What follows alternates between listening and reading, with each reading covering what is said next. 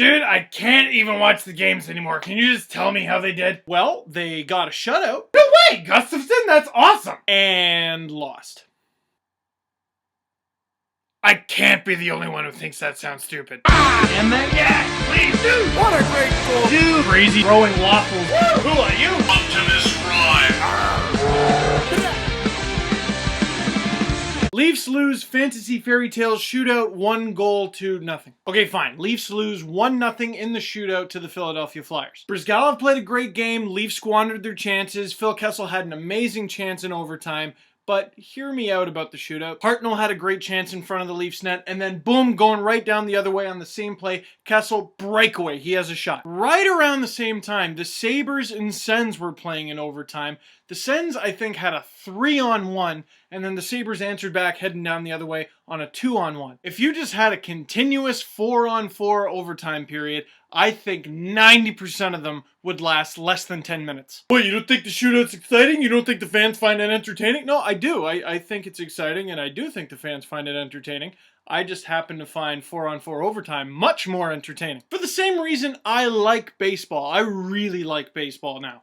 But I like hockey more. Baseball, you're waiting eagerly for every pitch, every strike. Is this going to be a strikeout? Are they going to lose the game? Are they going to hit a game-winning grand slam? That kind of stress and that kind of excitement. That's the shootout, and that's fine. But the fast-paced heat of the moment, oh, it's going this way, now it's going that way. I love that about hockey. Just saying, 10 minutes of 4-on-4 overtime, you would get a lot of games decided in that time period. And without the Zambonis and the waiting between shooters and everything, the game might even end quicker. Now, at the same time, without the shootout, we wouldn't get amazing goals by Claude Giroux like this. Here it is, I'll show you, because So now Claude Giroux, 3 for 5 this year, 36% for his career.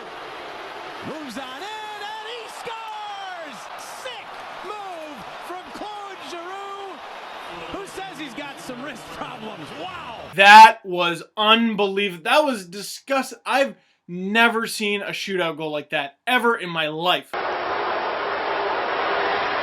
Yeah! Wow.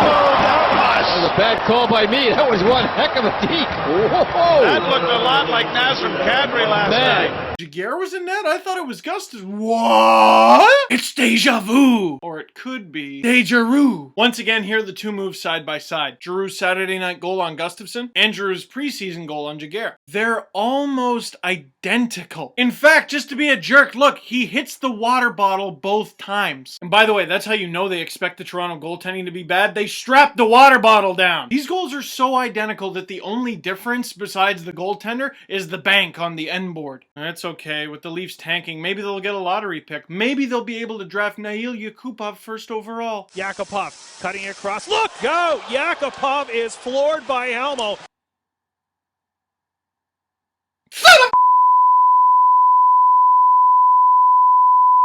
SteveDangle.com poll question. Claude Giroux, should he get Hart Trophy consideration? I'm having a real hard time saying no because he's a fantastic player. But what Malkin has done for the Penguins, if the Lightning squeak into the playoffs, what Stamkos has done for the Lightning, and considering he's got like double the points of the second place guy, where would the Sens be without Erik Karlsson? So I'm going to say I wouldn't nominate Claude Giroux for the Hart Trophy this season, but that's not saying I don't think he's been one of the top 10 NHLers in the league this season. He's just been unreal. Imagine if the Leafs had a guy like that. Imagine if the Leafs had the foresight to draft Claude Giroux 13th overall instead of Yuri Talusti. Hey, that's depressing. So now the Leafs take on the Caps, and if they lose this one, stick a fork in them. But let's face it, it'll just go along with all the other forks at this point. So please subscribe to my YouTube channel, like this video, share it, add me on Facebook, facebook.com/SteveDangle page, follow me on Twitter at Steve_Dangle, and I'm doing this all in one breath, and I'm just going to do it until I'm out of air, and then I